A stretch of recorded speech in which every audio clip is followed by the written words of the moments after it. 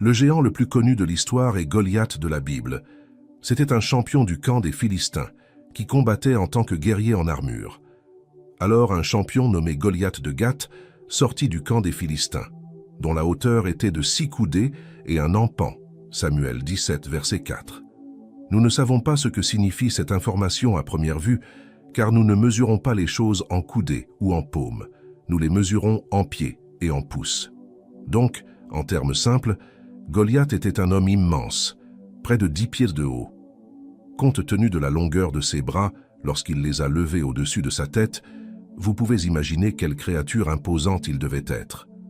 Ce n'était pas seulement sa taille, il portait un casque BR11 sur la tête et portait une cuirasse de plaques métalliques superposées qui pesait 5000 BR11 shekels.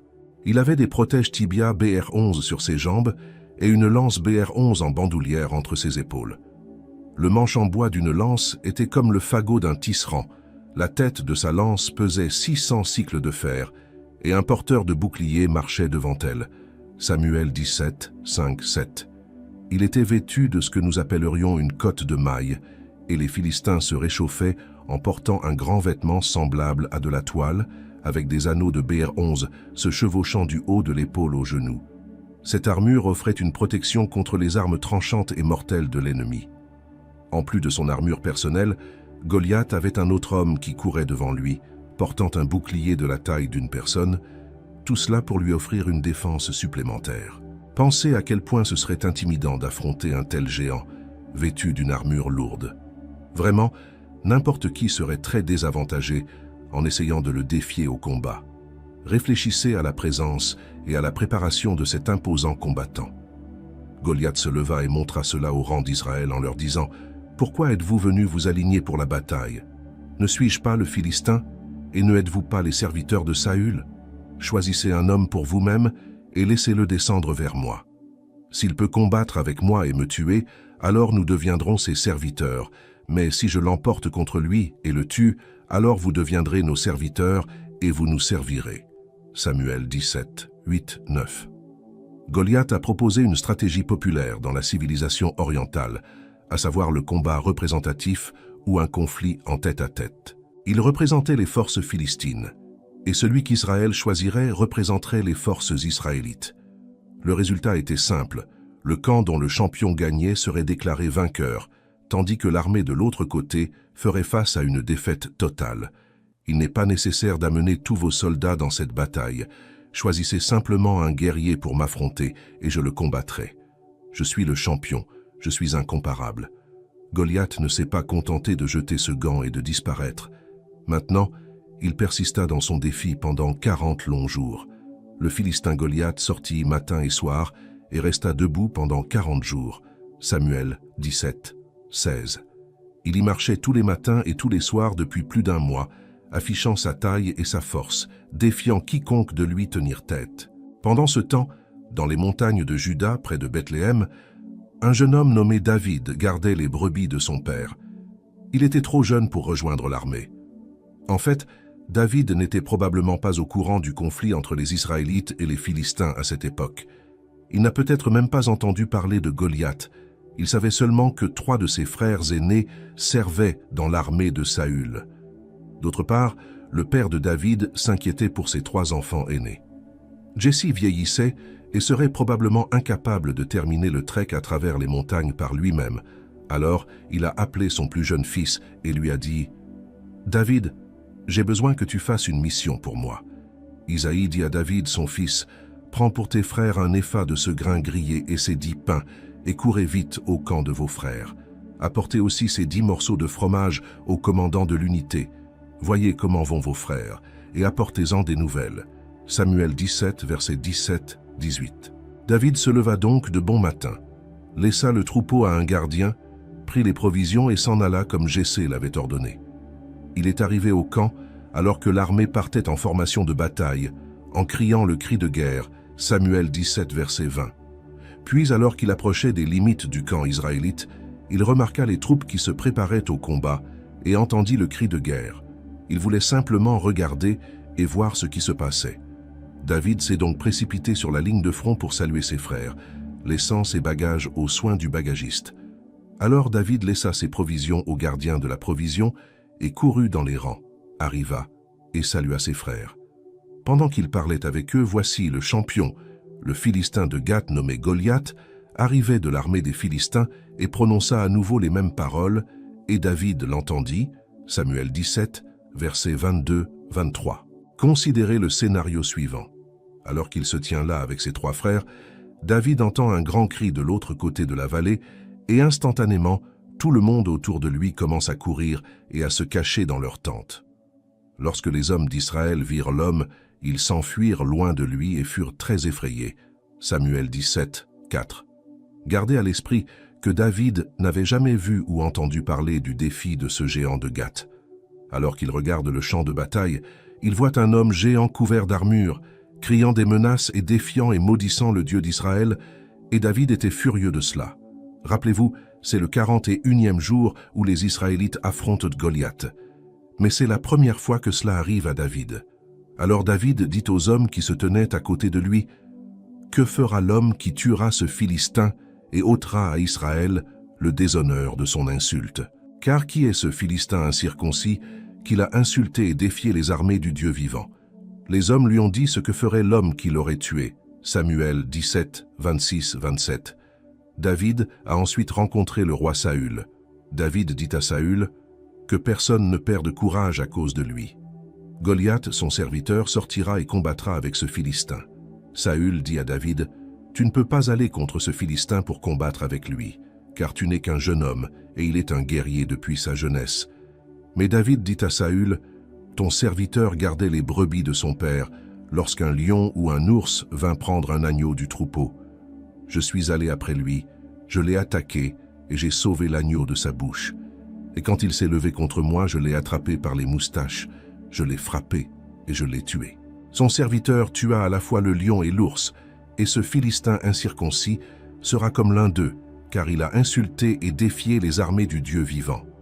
David dit, « L'Éternel qui m'a délivré des griffes du lion et des griffes de l'ours, il me délivrera de la main de ce Philistin. » Saül dit à David, « Va, et que l'Éternel soit avec toi. » Saül revêtit donc David de ses vêtements, lui mit un casque de bronze sur la tête et lui mit un messager. David attacha donc son épée sur son armure et essaya de marcher, mais il ne put le faire car il n'y était pas habitué. Et David dit à Saül, « Je ne peux pas aller avec ceci car je n'y suis pas habitué. » Alors David les sortit, prit sa crosse de berger dans sa main et choisit pour lui-même 5 pierres lisses du ruisseau et les mit dans la poche du berger qu'il avait, c'est-à-dire dans sa bourse de berger, avec sa fronde à la main. Il s'approcha du Philistin. Samuel 17, versets 32 à 40. Ici, nous avons David, vêtu de son costume de berger le plus simple et équipé de ses outils de berger les plus simples, la fronde et le bâton, et il est prêt pour la bataille. Nous arrivons maintenant à un moment crucial. Le Philistin est venu et s'est approché de David avec son porteur de bouclier devant lui. Quand le Philistin regarda autour de lui et vit David, il le ridiculisa et le méprisa parce qu'il n'était qu'un beau jeune homme à l'air rustique. Le Philistin dit à David, « Suis-je un chien pour que tu viennes à moi avec des bâtons de berger ?» Et le Philistin maudit David pour ses dieux. Le Philistin dit aussi à David, « Viens à moi, et je donnerai ta chair aux oiseaux du ciel et aux bêtes des champs. » David dit au Philistin, « Tu viens à moi avec une épée, une lance et un javelot, mais je viens à toi au nom de l'Éternel des armées, le Dieu des armées d'Israël, que tu as insulté. Aujourd'hui, le Seigneur te livrera entre mes mains. Je te vaincrai et je te couperai la tête. Et je donnerai aujourd'hui les cadavres de l'armée des Philistins aux oiseaux du ciel et aux bêtes sauvages de la terre, afin que toute la terre sache qu'il y a un Dieu en Israël. » Samuel 17, 41-46. Pensez à ce qui pouvait arriver. David, courageux et ferme face à un géant imposant, n'avait qu'une simple fronde et une seule pierre pour faire face à un géant vêtu d'une armure qui pesait jusqu'à 200 livres. Lorsque le Philistin se leva et s'avança à la rencontre de David, celui-ci courut rapidement vers la ligne de bataille pour trouver le Philistin. David mit la main dans son sac, ramassa une pierre et la jeta, frappant le Philistin au front. La pierre lui transperça le front et il tomba face contre terre. David triompha donc du Philistin avec une fronde et une pierre, et sans épée à la main, Il courut et se tint au-dessus du Philistin, saisit son épée et la tira de son fourreau, et le tua, lui coupant la tête avec. Quand les Philistins virent que leur puissant champion était mort, ils s'enfuirent. Samuel 17, versets 47 à 51. Les Philistins ne revinrent pas après cela. En réalisant que leur champion n'était plus en vie, ils se sont dispersés. Les hommes d'Israël et de Juda se levèrent en poussant des cris et poursuivirent les Philistins jusqu'à l'entrée de la vallée et aux portes d'Écron, et les Philistins blessés tombèrent mortellement en chemin pour sortir jusqu'à Gath et Écan. Les enfants d'Israël sont revenus de leur persécution des Philistins et ont pillé leur camp. Samuel 17, versets 52 et 53. Alors David apporta la tête du Philistin à Jérusalem. Il prit la tête du Philistin et l'apporta à Jérusalem, mais il plaça ses armes dans sa tente. Samuel 17, 54. L'histoire biblique de David et Goliath est l'une des plus connues de la Bible. C'est une leçon de courage, de foi et de dépassement de l'impossible. Goliath était-il un Néphilim? Certains érudits pensent que Goliath le Gitte, un résident de Gath, appartenait à une race connue sous le nom de Néphilim. D'autres experts soutiennent que Goliath était un Réphaïm, car les Néphilim ont été détruits dans le grand déluge à l'époque de Noé. Seule la famille de Noé a survécu.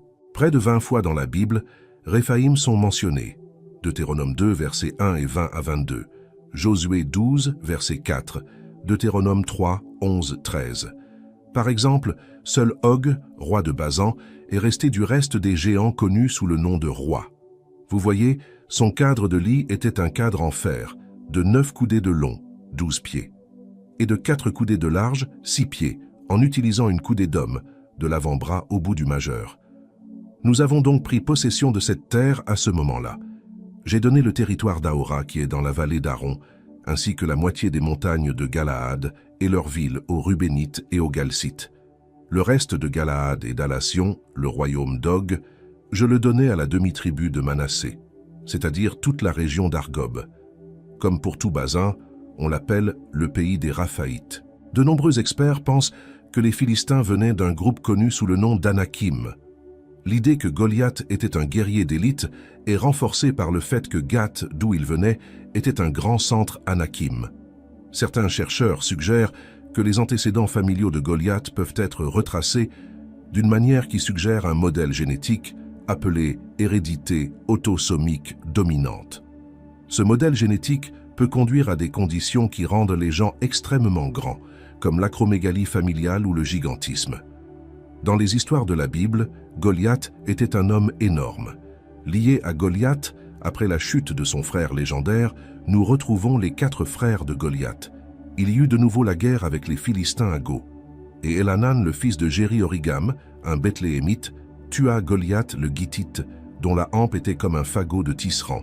2 Samuel 21, verset 19. Ces figures imposantes, l'ami, Saph, Isbi-Benob et le 4e, sans nom remarquable pour ses 6 orteils et 6 orteils à chaque pied, avaient un point à faire valoir, non seulement à leurs adversaires, les Israélites, mais aussi à eux-mêmes. Chacun maniait des armes d'une ampleur et d'une puissance incroyables, bien que leur nom ne soit peut-être pas aussi familier que celui de leur célèbre frère Goliath. Son existence raconte un récit captivant sur le fait de faire face aux obstacles, de lutter pour la rédemption et la réalité complexe d'exister sous l'aura de réalisations extraordinaires. Dans les jours qui suivirent la défaite de Goliath, aux mains du jeune David, armé seulement de sa pierre et de sa fronde, les Philistins entrèrent en conflit avec les Israélites. Parmi les rangs de l'armée philistine se trouvait Ishbi-Benob, un redoutable cavalier qui partageait les liens du sang avec Goliath. 2 Samuel 21, versets 15 et 16. Maintenant, les Philistins étaient de nouveau en guerre avec Israël. David descendit avec ses serviteurs, et alors qu'il combattait les Philistins, David s'épuisa.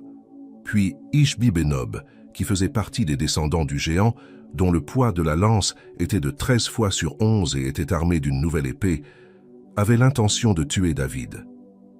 Quand Isbi-Benob vit que David s'affaiblissait, il pensa à le tuer. Cependant, il a oublié de considérer Dieu, et à cause de cela, ils sont tous morts le même jour, tout comme Isbi-Benob. Ceux qui s'opposent aux disciples de Dieu semblent souvent forts, intelligents, et certains qu'ils réussiront. Cependant, Peu importe à quel point ils sont forts, intelligents ou confiants, personne ne peut vaincre la puissance de Dieu au bon moment. Abishai est intervenu pour aider et a sauvé David d'une manière incroyable.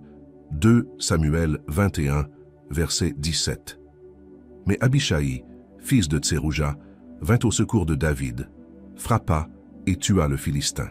Alors les hommes de David lui jurèrent de ne plus sortir avec nous pour combattre, de peur d'éteindre la lampe d'Israël. Abishai, comme le fils aîné de Tserouja, qui était la sœur de David, était le frère de Joab et d'Azaël.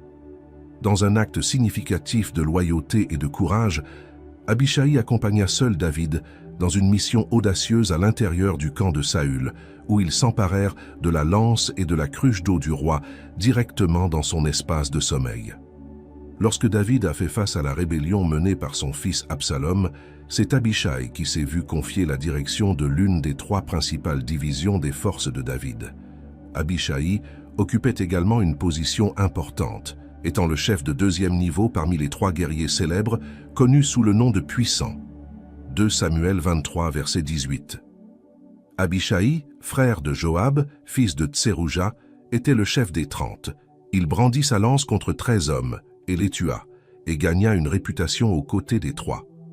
Dans cette histoire, nous devons reconnaître le courage d'Abishai et sa forte loyauté envers son chef, mais encore plus de louanges doivent aller au merveilleux timing et au soutien de Dieu pour intervenir juste au moment où David avait le plus besoin d'aide.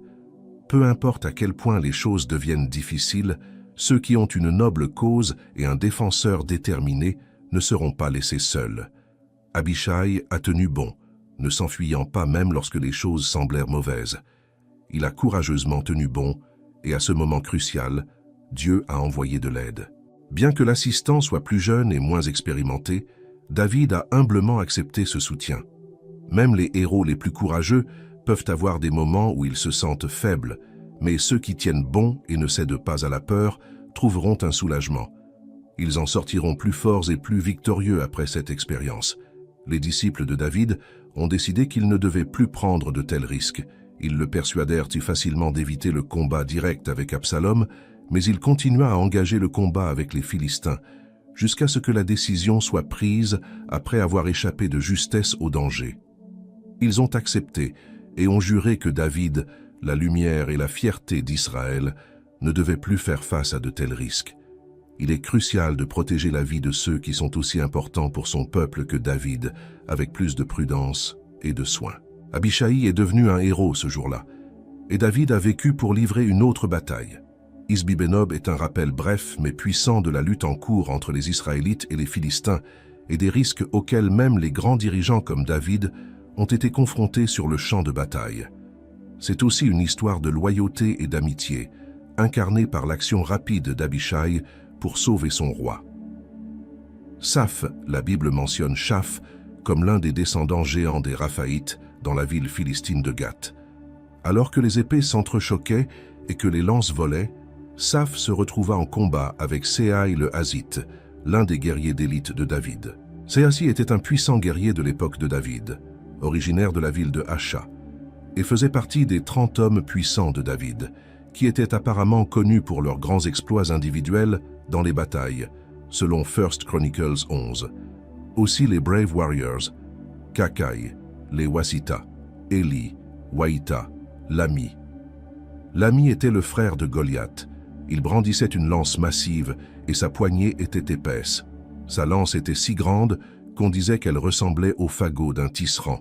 Chronique 20, 5. Il y eut de nouveau la guerre avec les Philistins, et Élanan, fils de Gir, tua Lami, le frère de Goliath le Hittite, dont la poignée de lance était comme un fagot de tisserand. À l'époque biblique, il y avait un objet connu sous le nom de baluchon de tisserand. Imaginez un morceau de bois cylindrique solide qui repose sur un métier à tisser pour maintenir les fils verticaux, appelés chaînes. Le but de ce paquet de tisserands était de séparer ces fils de chaîne et de leur permettre d'être enroulés au fur et à mesure que le tissu était tissé. En gardant les fils de chaîne tendus et nets, le tisserand pouvait ensuite insérer les fils horizontaux, appelés trames, d'avant en arrière à travers les fils de chaîne. Lorsque la Bible parle d'une gerbe de tisserand, elle souligne en fait à quel point cette gerbe était épaisse et robuste, plutôt que sa longueur. Il est utilisé pour souligner le contraste avec les lances les plus courantes et les plus fines qu'une personne moyenne pourrait utiliser.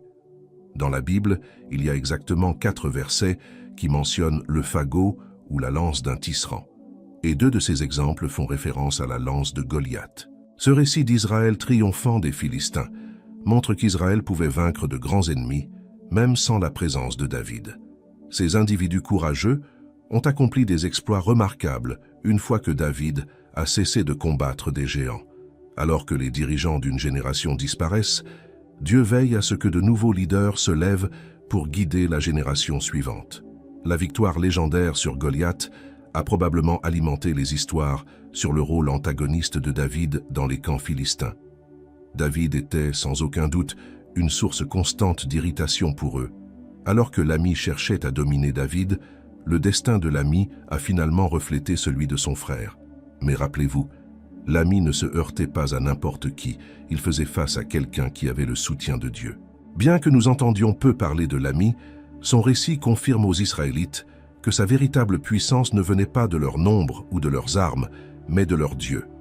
La Bible ne mentionne nulle part ailleurs un géant sans nom, mais à Gath, il y eut de nouveau une guerre, où il y avait un homme de grande stature qui avait 24 doigts, 6 doigts à chaque main et 6 doigts à chaque pied, et il était aussi un descendant des géants. 1 Chroniques 20, verset 6. Cette fois, le géant sans nom se retrouva face à l'un des hommes puissants de David, un soldat nommé Jonathan, fils de Shéma, le frère de David. 1 Chroniques 20, versets 7 et 8. Lorsqu'il s'est moqué d'Israël, Jonathan, fils de Shémia, le frère de David, l'a tué. Ceux-ci descendirent des géants de Gath et tombèrent par la main de David et par la main de ses serviteurs. Bien que la Bible ne le nomme pas directement, elle nous enseigne une leçon puissante à travers son histoire, une leçon sur l'humilité, une force tranquille que même les géants les plus puissants ne pourraient pas comprendre. Le texte présente ces 4 individus comme Réphaïm. Pour clarifier davantage ces liens, il est noté dans les Écritures que les Anakim étaient considérés comme faisant partie des Raphaïtes, selon Deutéronome 2, versets 11 et 21. Cela a du sens, puisque Goliath et ses proches sont associés à la fois aux Yakam et aux Raphaïtes. Ils ont été vaincus par David et ses propres hommes puissants. Même s'ils étaient de grands et forts combattants, ils ne pouvaient pas vaincre le peuple de Dieu. Chaque bataille contre les géants confirmait la foi des Israélites, car la bataille est à l'Éternel, comme David l'avait déclaré avant de vaincre Goliath, selon 1 Samuel 17, verset 47. Ainsi, les frères de Goliath sont devenus une partie d'un récit plus large, non seulement en tant qu'ennemis vaincus, mais aussi en tant que rappels éternels, que même les géants tombent lorsqu'ils s'opposent à la volonté de Dieu. Les géants de la Bible sont souvent dépeints comme des ennemis du peuple de Dieu et sont finalement vaincus. Leur existence a servi de défi et de test de foi pour ceux qui ont confiance en Dieu. Les frères et sœurs de Goliath représentent les défis récurrents auxquels les gens sont souvent confrontés dans la vie. Tout comme David et ses hommes ont dû affronter de multiples géants, nous devons nous aussi être prêts à faire face à des obstacles récurrents. La leçon ici est celle de la résilience et de la vigilance continue, le pouvoir de la foi et du courage. Comme le triomphe de David sur Goliath, la défaite des frères de Goliath réitère le pouvoir de la foi et du courage. Les hommes de David, inspirés par leur victoire précédente, ont peut-être puisé dans la même fontaine de foi et d'audace pour surmonter ce qui semblait être des défis impossibles. L'héritage de David consistait non seulement en ce qu'il a pu accomplir, mais aussi en ce qu'il a pu laisser derrière lui, un peuple prêt à vaincre. Les victoires de David ont été importantes non seulement pour lui, mais aussi pour ceux qui, grâce à son enseignement et à son exemple, ont appris à remporter des victoires pour eux-mêmes, ouvrant la voie au succès futur de Salomon. Le succès que nous connaissons aujourd'hui n'est pas seulement bénéfique pour nous ici et maintenant, mais offre également quelque chose de précieux pour les générations futures. Genèse 6, versets 1 à 4, captive de nombreux lecteurs de la Bible en raison de l'identité mystérieuse des fils de Dieu et des Néphilim. Genèse 6, 2, 1, 7 raconte que lorsque l'humanité a commencé à se multiplier sur la surface de la terre et que des filles leur sont nées, les fils de Dieu ont vu que les filles des hommes étaient belles et ont pris pour eux des femmes qu'ils choisissaient. Alors le Seigneur dit, « Mon esprit ne demeurera pas éternellement avec l'homme, car lui aussi est chair, mais ses jours seront de 120 ans. » Les Néphilim étaient dans le pays en ce temps-là, et aussi après lorsque les fils de Dieu entrèrent dans les filles des hommes et qu'ils leur engendrèrent des fils. C'étaient les braves hommes qui étaient d'autrefois, des hommes de renom. Alors le Seigneur vit que la méchanceté de l'homme était grande sur la terre, et que chaque intention des pensées de leur cœur n'était que méchanceté continuelle. Le Seigneur regrettait donc d'avoir fait l'homme sur la terre, et cela l'affligeait dans son cœur. Alors le Seigneur dit, « J'effacerai de la surface de la terre l'homme que j'ai créé, de l'homme aux bêtes, aux créatures rampantes et aux oiseaux du ciel, car je suis fâché de les avoir faites. » Il y avait un problème avec le mariage impie entre les fils de Dieu et les filles des hommes en ces jours d'expansion rapide de la population, principalement en raison de la longue espérance de vie dans le monde d'avant le déluge. La Bible dit qu'ils prenaient des femmes pour eux-mêmes, parmi tous ceux qu'ils choisissaient. Nous pouvons en déduire pourquoi Satan a envoyé ses anges se mélanger aux femmes humaines, directement ou indirectement. Satan a essayé de polluer le patrimoine génétique de l'humanité avec une corruption satanique, plantant quelque chose qui ressemble à un agent pathogène génétique pour rendre la race humaine inapte à porter la semence de la femme, le Messie promis dans Genèse chapitre 3 verset 15, « Et je mettrai une inimitié entre toi et la femme, et entre ta postérité et sa postérité. Il vous écrasera à la tête, et vous l'écraserez au talon. » Le Sauveur ne pouvait pas naître d'une mère possédée par un démon. Donc si Satan pouvait infecter toute la race, le libérateur ne pouvait pas venir. Satan était sur le point de triompher. L'humanité était devenue si corrompue que Dieu a décidé de recommencer avec Noé et ses fils et de confiner les démons qui avaient causé une telle corruption en veillant à ce qu'ils ne puissent jamais répéter leurs actes. Mon esprit ne combattra pas l'homme pour toujours. Dieu n'a jamais voulu que nous soyons coincés dans nos voies têtues et difficiles pour toujours. Cela montre que notre éloignement de Dieu a atteint un stade critique, un point où nous ne pouvons pas simplement revenir en arrière comme si de rien n'était. La patience de Dieu n'est pas infinie. Il viendra un moment où il décidera que c'en est assez. C'est exactement pourquoi nous devons annoncer aujourd'hui, et non un lendemain incertain, comme le moment où nous choisissons de répondre à l'appel de Jésus. Nous n'avons aucune garantie que Dieu nous cherchera à nouveau un autre jour, même si ces jours sont 120. C'est intéressant, car l'inondation s'est également produite 120 ans après cette annonce. Nous lisons ensuite qu'il y avait des géants sur la terre à cette époque, faisant référence à la progéniture contre nature de l'union entre les fils de Dieu et les filles des hommes. Cependant, il y avait des individus de taille distincte sur terre, avant et après le déluge. Ceux qui sont venus avant le déluge étaient remarquables en raison de l'élément diabolique de leur paternité. C'étaient les hommes puissants d'autrefois, des hommes de renom. La grande méchanceté de l'homme à l'époque de Noé était que chaque intention des pensées de son cœur n'était que continuellement mauvaise. C'est une déclaration puissante, ce qui signifie qu'aucun aspect de la nature humaine n'était exempt de péché. Une déclaration plus catégorique sur la méchanceté du cœur humain est difficilement concevable. Jésus a dit que comme les jours de Noé, il en sera de même pour la venue du Fils de l'homme. Matthieu 24, verset 37. C'est-à-dire que les conditions du monde avant l'arrivée de Jésus seront similaires à celles du monde avant le déluge. Malheureusement, beaucoup de gens ignorent ce passage avant la naissance du Christ. Et dans les premiers jours de l'Église, les croyants comprenaient les enfants de Dieu comme des êtres spirituels ou des anges qui épousaient des femmes humaines et produisaient une énorme progéniture appelée Néphilim. De nos jours, cette interprétation n'est pas si courante, car les gens d'aujourd'hui rejettent souvent les explications surnaturelles.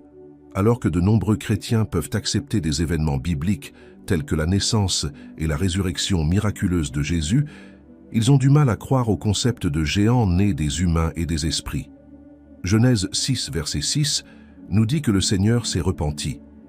Dans certaines versions de la Bible, le terme utilisé est « repentir ». Le terme hébreu « nakam », qui se traduit par « repentir » ou « repentir », exprime un profond chagrin ou un lourd soupir. Lorsque nous lisons que le Seigneur s'est repenti, cela signifie que Dieu parle d'une manière que nous pouvons comprendre, révélant ses émotions. Cette écriture suggère que l'erreur humaine a profondément attristé Dieu. Dieu incarne l'amour pur. Il nous aime immensément et aspire à notre bien-être. Nos péchés l'attristent profondément et il ressent de la tristesse lorsque nous nous écartons du droit chemin.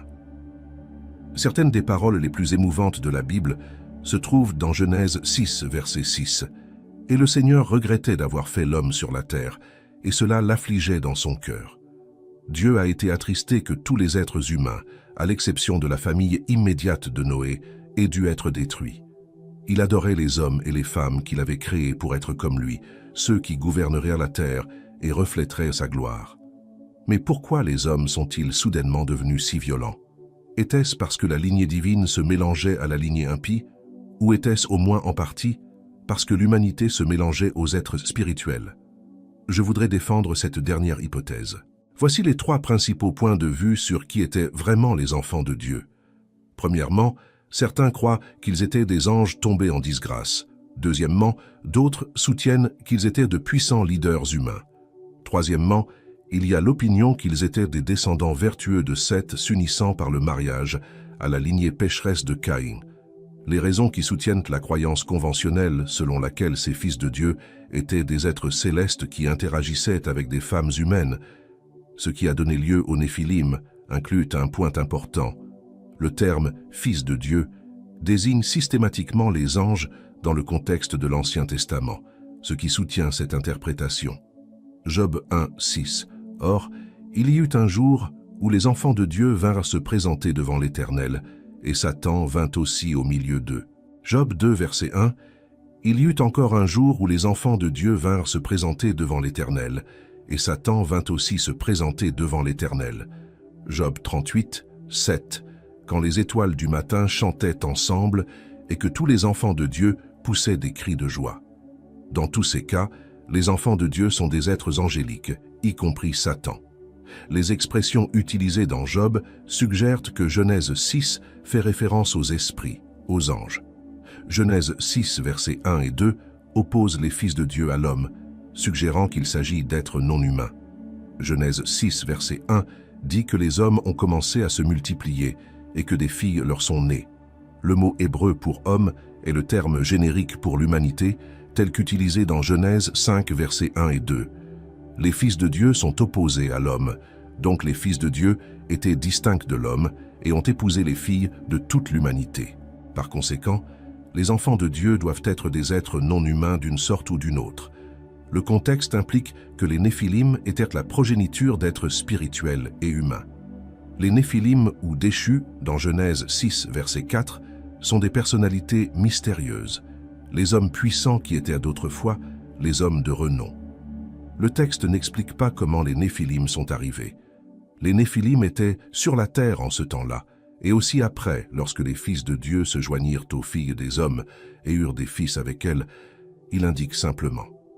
Mais pourquoi les Néphilim sont-ils mentionnés dans Genèse 6 à côté du mariage interracial des fils de Dieu et des filles des hommes? On ne sait pas comment ces hommes puissants et renommés sont apparus, si ce n'est le résultat d'un mariage interracial entre des êtres spirituels et humains. Jude comprend probablement Genèse 6, 1, 4 comme faisant référence au mariage interracial entre les êtres spirituels et humains. Jude verset 6 parle d'anges qui ne sont pas restés dans l'autorité donnée, mais ont abandonné leur propre demeure. Si Jude ne fait pas allusion à un événement occulte, il semblerait qu'il fasse référence aux anges qui ont quitté le ciel pour habiter sur terre, comme décrit dans Genèse 6, versets 1 à 4. Cette perspective soutient la croyance de longue date selon laquelle les fils de Dieu se sont impliqués avec les femmes humaines, ce qui a entraîné la naissance des Néphilim. Bien que ce concept puisse sembler étrange aujourd'hui, il n'est pas plus inhabituel que le reste de la réalité biblique, qui est souvent plus bizarre que n'importe quel conte, et l'univers que Dieu a créé est très différent de notre compréhension habituelle. Les fils de Dieu ont vu les filles des hommes. Il est plus exact de voir les fils de Dieu comme des démons, des anges en rébellion contre Dieu, ou des hommes uniquement possédés par des démons, et les filles des hommes comme des femmes humaines. Le 6e verset de Jude est des anges qui n'ont pas maintenu leur propre domination, mais ont abandonné leur propre demeure. Il les a gardés dans une retenue éternelle sous les ténèbres pour le jugement du grand jour. Jude verset 6 explique également ce que Dieu a fait avec ces mauvais anges. 1 Pierre 3 versets 19 et 20 nous informe que Jésus a proclamé sa victoire sur la croix sur eux.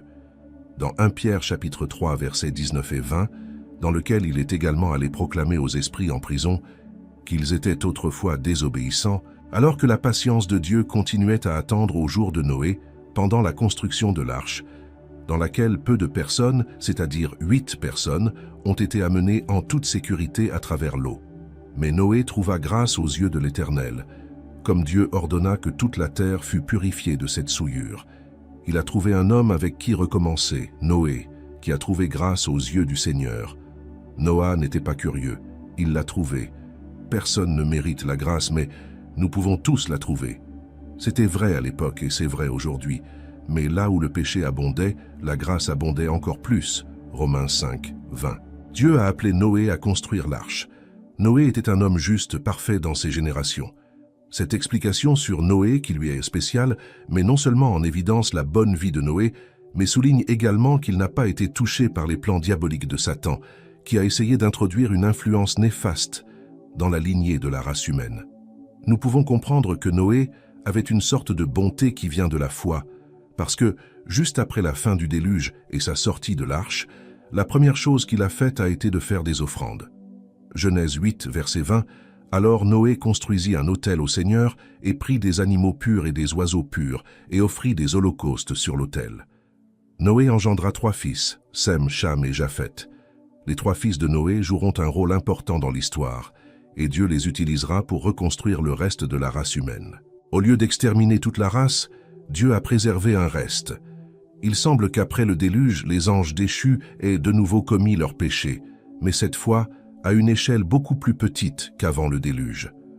Lorsque les Israélites sont retournés à Moïse, après avoir exploré le pays de Canaan, ils ont apporté cette nouvelle, ils ont rapporté l'avoir vue. Cependant, il est plus probable que ces espions aient vu des gens très grands en Canaan et par peur ont pensé à tort qu'ils étaient les Néphilim. Il est possible qu'après le déluge, les démons se soient à nouveau unis avec des femmes humaines, donnant naissance à d'autres Néphilim. Il se peut même que certaines caractéristiques des Néphilim aient été héritées par la lignée d'une des belles-filles de Noé. Quoi qu'il en soit, ces géants trouvés en Canaan ont été conquis par les Israélites lors de leur conquête, et ce n'est pas seulement à cette occasion que les Israélites ont vaincu ces géants, mais aussi plus tard dans leur histoire. Nous nous souvenons du déluge à l'époque de Noé, lorsque Dieu n'a sauvé que 8 personnes à travers l'arche, 8 justes qui n'étaient pas contaminés par les péchés des êtres célestes. Les anges incriminés ont également été jetés en enfer et enchaînés dans les ténèbres, selon l'histoire. Prions, cher Seigneur, alors que nous nous rassemblons devant toi pour chercher à comprendre et à éclairer à travers tes saintes écritures, que tu nous as bénis avec ces paroles intemporelles, un guide pour naviguer dans les complexités de la vie et trouver du réconfort dans ta sagesse. Alors que nous nous immergeons dans vos enseignements, accordez-nous la clarté d'esprit et la pureté du cœur pour saisir votre véritable essence. Accorde-nous l'humilité d'aborder tes paroles avec révérence, en reconnaissant la profondeur de leur signification et les leçons qu'elles nous réservent. Aide-nous à abandonner nos idées préconçues et à ouvrir nos esprits pour recevoir ta direction divine sans préjugés ni préjugés. Que tes écritures soient un phare de lumière dans notre vie, éclairant le chemin de la justice et nous conduisant à une connexion plus profonde avec toi. Que chaque mot que nous lisons et contemplons résonne en nous, remue nos âmes et nous inspire à vivre selon ta volonté. Guide-nous, ô Seigneur, dans notre quête de connaissance et de compréhension, en nous aidant à discerner la vérité au milieu des complexités de l'interprétation et en nous accordant le discernement pour distinguer entre ta sagesse divine et la folie humaine. Remplis notre cœur d'amour et de compassion pendant que nous étudions tes Écritures, en nous rappelant toujours l'importance de la gentillesse et de l'empathie envers les autres. Que tes enseignements nous inspirent à être des instruments de ta paix, répandant l'amour et la compréhension partout où nous allons. Donne-nous la force d'appliquer les leçons que nous apprenons de tes Écritures dans notre vie quotidienne. en transformant nos pensées, nos paroles et nos actions pour refléter ta présence divine en nous. Que vos paroles soient une source de réconfort dans les moments d'épreuve, une source d'espérance dans les moments de désespoir et une source de joie dans les moments de célébration. Bénis notre communauté de chercheurs, ô Seigneur, alors que nous marchons ensemble dans notre quête de croissance spirituelle et de compréhension. Aide-nous à nous soutenir et à nous élever les uns les autres, en favorisant un esprit d'unité et de coopération enraciné dans ton amour. Enfin, nous vous demandons de nous guider et de continuer à nous protéger alors que nous naviguons dans les complexités de la vie. Puissent tes écritures servir d'encre inébranlable dans les tempêtes auxquelles nous sommes confrontés, nous rappelant toujours ton amour inébranlable et ta présence éternelle. Au nom de Jésus, nous prions. Amen.